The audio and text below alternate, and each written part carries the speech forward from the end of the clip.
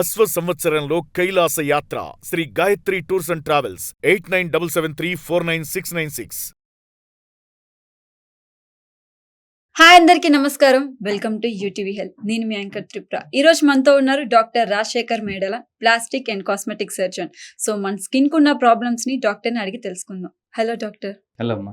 Sir, రీసెంట్గా చాలా మంది ఇన్ఫ్లుయెన్సర్స్ కూడా టర్కీ కట్ వెళ్ళేసి చాలా సర్జరీస్ అయితే చేయించుకొస్తున్నారు. హెయిర్ ట్రాన్స్ప్లాంటేషన్ గురించి కానీ, ఫేస్ కి సంబంధించి సర్జరీస్ అన్ని చేయించుకొస్తున్నారు. సో నిజంగానే అవి నిజమా లేకపోతే ఏదైనా ఫేక్ లేకపోతే వాటి వల్ల ఏమైనా మనకి సైడ్ ఎఫెక్ట్స్ ఏమైనా ఉండే? అంటే మన దగ్గర హైదరాబాద్ లో ఏ అయితే కాస్మెటిక్ సర్జరీస్ చేస్తున్నామో మీకు టర్కీ వెళ్ళిన అయ్యే సర్జరీస్ చేస్తున్నారు. అక్కడ చేసేవాళ్ళు సరిగ్గా చేస్తారా లేదా అన్నది మనకు తెలియదు. యూజువల్గా బాగానే చేస్తారు. బట్ ఏమవుతుందంటే సర్జరీ చేసిన తర్వాత ఫాలో అప్ అనేది ఉండదు. అక్కడ చేయించుకుని వెంటనే వచ్చేస్తారు. That is one back drop. ఇంకొకటి ఏంటంటే నెగిటివ్ పాయింట్, మనం ఫ్లైట్ అనేది క్లోజ్డ్ స్పేస్. నీతో పాటు ఒక 100-150 మంది ట్రావెల్ చేస్తూ ఉంటారు. ఒకడికి వైరల్ ఫీవర్ ఉండొచ్చు, ఒకడికి వైరల్ ఫ్లూ ఉండొచ్చు, ఇంకేదన్నా నిమోనియా ఉండొచ్చు, ఇట్లాంటివి ఏమైనా ఉండొచ్చు, టీబీ ఉండొచ్చు. సో ఈ క్లోజ్డ్ ఎన్విరాన్మెంట్లో ఈ క్రాస్ ఇన్ఫెక్షన్స్ వల్ల ఏంటంటే సర్జరీ అయిన తర్వాత వస్తున్నప్పుడు ఇంకా వల్నరబుల్ ఉంటారు, ఆ ఇన్ఫెక్షన్స్ చేసుకుని వస్తున్నారు. దానివల్ల వచ్చాక ఏవో కాంప్లికేషన్స్ వస్తున్నాయి. ఇంకొకటి చేయించుకున్న తర్వాత ఫాలో అప్ లేకపోతే ఏమవుతుందంటే, ఏదైనా చిన్న సపోజ్ హెయిర్ ట్రాన్స్ప్లాంట్ చేయించుకున్నారమ్మా, Turkey became famous for hair transplant. చేయించుకున్న తర్వాత వెనక్కి వచ్చిన తర్వాత స్వెల్లింగ్ వస్తుంది. స్వెల్లింగ్ వస్తే నార్మల్ స్వెల్లింగ్, ఇన్ఫెక్షన్ వల్ల వచ్చిన స్వెల్లింగ్, వాడు వీడియో కాల్లో చూస్తాడు అక్కడ డాక్టర్ ఎవరన్నా. అది వాళ్ళు సరిగ్గా కనిపెట్టలేకపోతే మళ్ళీ ఇబ్బంది. దానికోసం మళ్ళీ ఇన్ఫెక్షన్స్ అయ్యి ఐసీయూల దాకా వెళ్లాల్సి వస్తుంది. కొంతమంది డెత్ కూడా అవుతున్నారు. ఇలా హెయిర్ ట్రాన్స్ప్లాంటేషన్కి వెళ్ళి ఇబ్బంది పడుతున్నారు, లైపోసక్షన్ కోసం వెళ్ళి ఇబ్బంది పడుతున్నారు, నోస్ జాబ్స్, రైనోప్లాస్టీస్ కోసం వెళ్ళి ఇబ్బంది పడుతున్నారు. జనాలకి ఏం తెలియాలి అంటే, ఏదో ఫారిన్ కంట్రీ అనేసరికి ఏదో గొప్పగా చేస్తారని ఫీలింగ్ లో ఉన్నారు. జనాలందరూ వేరే కంట్రీ నుంచి మన కోసం, మన సర్జన్స్ కోసం హైదరాబాద్ వచ్చి చేయించుకుంటుంటే మనోళ్ళు వెళ్ళి అక్కడికి వెళ్ళి మోసపోతున్నారు, ప్రాణాల మీద తెచ్చుకుంటున్నారు. ఇన్ఫాక్ట్ మొన్న కూడా మీకు తెలిసే ఉంటుంది న్యూస్, లక్నోలో ఒక డెంటిస్ట్ హెయిర్ ట్రాన్స్ప్లాంటేషన్ చేస్తే 2 సాఫ్ట్వేర్ ఇంజనీర్లు చనిపోయారు.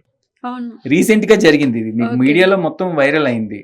అప్పుడే కదా గొడవ అయ్యి మన తెలంగాణ మెడికల్ కౌన్సిల్ కూడా ఒక రూల్ పాస్ చేశారు. హెయిర్ ట్రాన్స్ప్లాంట్ ఎవరు చేయాలి అంటే only plastic surgeon or dermatologist చేయాలి, ఇంకెవరు చేయకూడదు అని రూల్ పాస్ చేశారు. సో వీళ్ళు ఏంటంటే జనాలు తెలియక వెళ్ళి మోసపోతున్నారు. టర్కీ వెళ్ళాం కదా, సో బయట తిరిగొద్దాం, బయట చూద్దాం. ఇప్పుడు చేయించుకుని సైలెంట్ గా హోటల్లో ఉండరు కదా, బయటికి వెళ్తారు, తిరుగుతారు.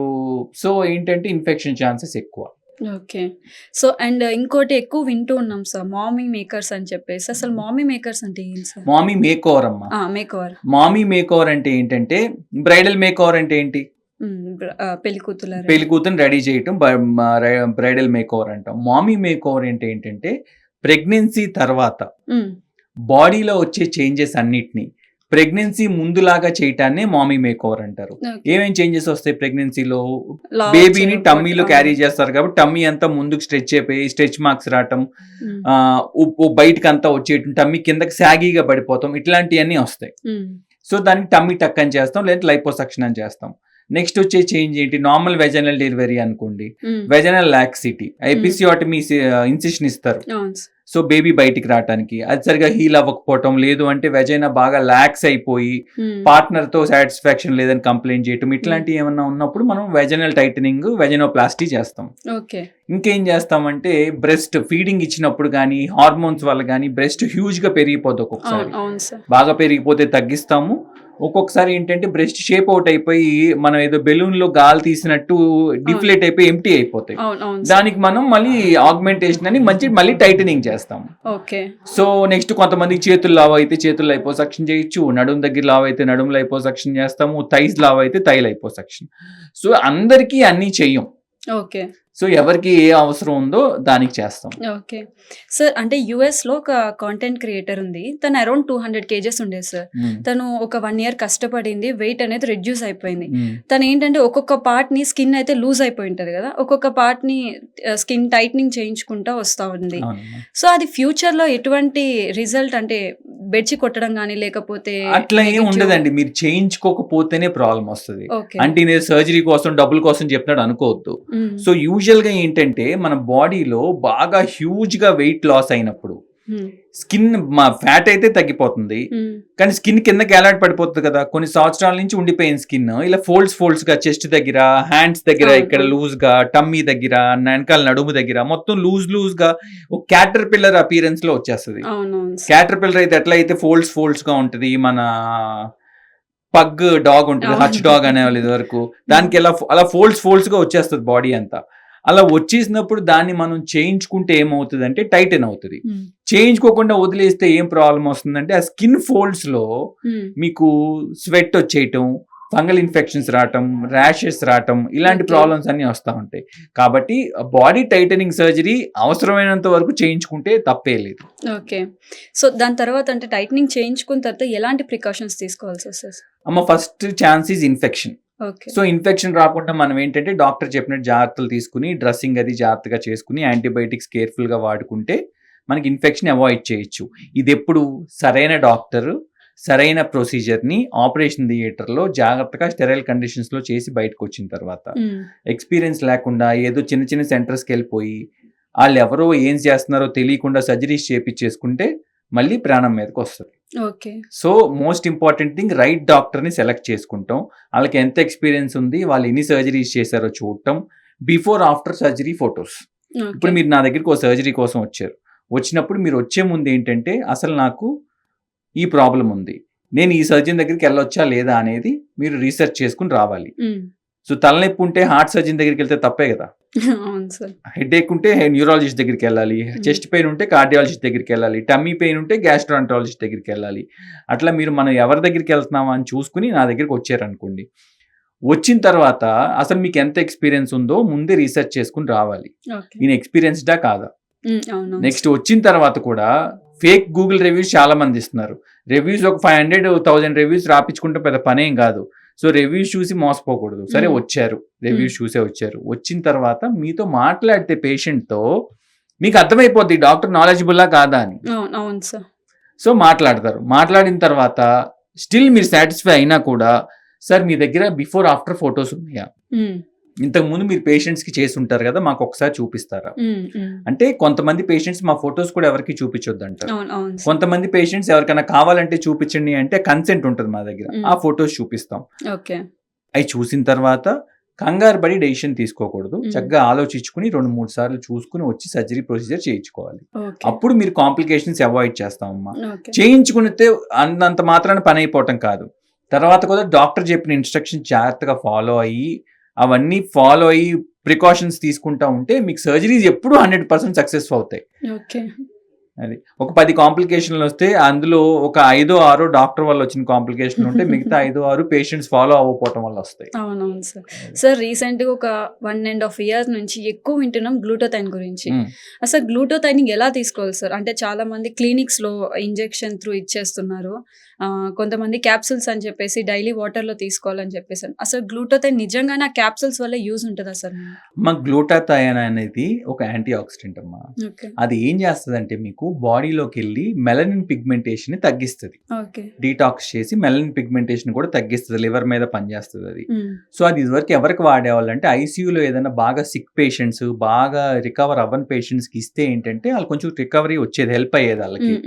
దానికి వచ్చిన సైడ్ ఎఫెక్ట్ ఏంటి? తెల్లగా అవటం. సో గ్లూటాథైన్ మనకి పెద్ద హార్మ్ చేయకుండా మనల్ని ఫెయిర్ చేస్తుంది అనే కాన్సెప్ట్ తో అందరూ గ్లూటాథైన్ స్టార్ట్ చేశారు. అసలు యాక్చువల్ గా స్టార్ట్ అయింది ఐవి గ్లూటాథైన్. ఐవి గ్లూటాథైన్ కి ఏంటంటే కొంచెం ఏంటంటే చిల్స్ రావటం, ఫీవర్ రావటం, ఇట్లా అవటం, నెక్స్ట్ రియాక్షన్స్ రావటం, ఇలా జరుగుతూ ఉండేది. ఐవి డ్రిప్స్ పెద్ద పని కదా వెళ్ళి చేయించుకుంటాం. దాని తర్వాత రీసెర్చ్ లో వచ్చింది ఏంటంటే క్యాప్సూల్ ఫామ్ వచ్చింది. ఫిజ్ ఫామ్ అంటే మీరు వాటర్ లో వేసుకుంటే ఫిజ్ లాగా వస్తే తాగొచ్చు, ఇవన్నీ వచ్చినాయి.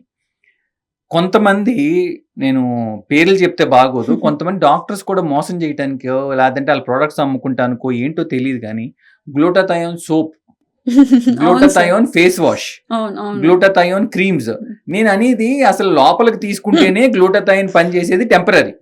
మీరు గ్లూటాథైన్ తీసుకున్న రోజులు పనిచేస్తుంది, గ్లూటాథైన్ ఆపే గానీ పని చేయటం ఆగిపోతుంది, మళ్ళీ నార్మల్ గా మీ కలర్ మీరు వచ్చేస్తారు. అలాంటిది లోపల తీసుకుంటేనే మనకు గ్యారంటీ లేని దాన్ని సోప్ లోను ఫేస్ వాష్ లో ఎట్లా వస్తుందమ్మా? మీరు ఈ సోప్ వాడితే అసలు తెల్లగా అయిపోతారంటారు. ఎట్లా అవుతారండి తెల్లగా? పాపం చాలా మంది నమ్మి ఈజీ వేస్, మన ఇండియాలో ఈ వరల్డ్ లో ఎక్కడైనా ఈజీ వేస్కి ఎక్కువ మీరైనా సర్జరీ చేసుకుంటే అవుతుంది, సర్జరీ లేకుండా అవుతుంది అంటే మీరు నమ్ముతారు కదా. అవునవును సార్. అట్లాగే పాపం వెళ్ళి మోసపోతున్నారు. సో గ్లూటాథయోన్ అన్నది ఏదైనా మీకు సపోజ్ మీకు మ్యారేజ్ ఉంది, సో ఆ టైంకి మీరు బాగా కనపడాలి, ఒక 4 months 5 months వాడుకుంటే ఓకే. అంతేగాని అది వాడగానే మీరు తెల్లగా అయిపోయి అలాగే ఉండిపోతారని కాదు, మళ్ళీ చేంజ్ అయిపోతారు. సో గ్లూటాథయోన్ అనేది more useful for doctors, not patients. Okay sir. రీసెంట్గా అంటే క్లినిక్ పేర్లు వద్దు, చాలా మంది ఇన్ఫ్లుయెన్సర్స్ అంటే ఒక మిషన్ ఉంటుంది, ఆ మిషన్లో పడుకోగానే ఒక 1 hour 2 hours ఆ మిషన్లో పెడతారు, ఆ రేస్ అనేది బాడీ మీద పడితే వైట్గా అయిపోతున్నారు అని చెప్పేసి అది ఫేక్ అనే వచ్చింది బయటకి. సో నిజంగా అలాంటి మిషన్స్ ఉంటాయి సార్? అంటే ఇప్పుడు ఒక ట్యాన్ బాడీ ఉంది, వాళ్ళ పుట్టకే ట్యాన్, సో వాళ్ళు వెళ్ళి అలాంటి మిషన్లో చేయించుకున్నంత మాత్రం వైట్గా అయ్యే ఛాన్సెస్ ఉంటాయి సార్? ఇంపాసిబుల్ అమ్మ, అవ్వదు. టెంపరీగా ఏంటంటే అల్ట్రావైలెట్ రేస్ కానీ ఇన్ఫ్రారెడ్ ఇలాంటివన్నీ కొన్ని లైట్ ఫ్రీక్వెన్సీస్ వల్ల ఏంటంటే మనం దాని కింద పడుకోగానే మనలో ఉన్న మెలనిన్ పిగ్మెంటేషన్ కొంచెం తగ్గుతుంది. ఓకే.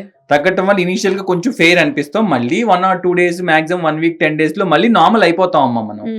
సో అంతేగాని అది పడుకోవటం వల్ల చేయటం వల్ల మన ఐవి డ్రిప్స్ పెట్టుకోవటం వల్ల మీరు అవుతారు అంటే అలాంటి క్లినిక్స్ చాలా వచ్చినాయి, చాలా పోయినాయి, చాలా జరిగినాయి కూడా.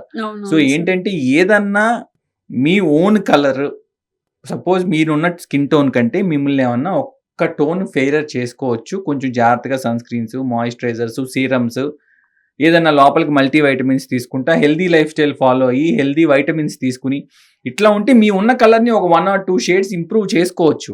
That will be permanent till you maintain. ఆ మెయింటెనెన్స్ తప్పిస్తే మళ్ళీ మీరు నార్మల్ కలర్కి వచ్చేస్తారు. అంతేగాని అదే సినిమాలో రజనీకాంత్ గారు లాగా మన బ్రౌన్ కలర్ లో ఉండి ఒకేసారి తెల్లగా అయిపోవటం అనేది అవ్వదు. అవన్నీ ఇంకా ఈజీగా మోసపోవటానికి రెడీగా ఉంటే మోసం చేయడానికి చాలా మంది రెడీగా ఉంటారు. అవును సార్.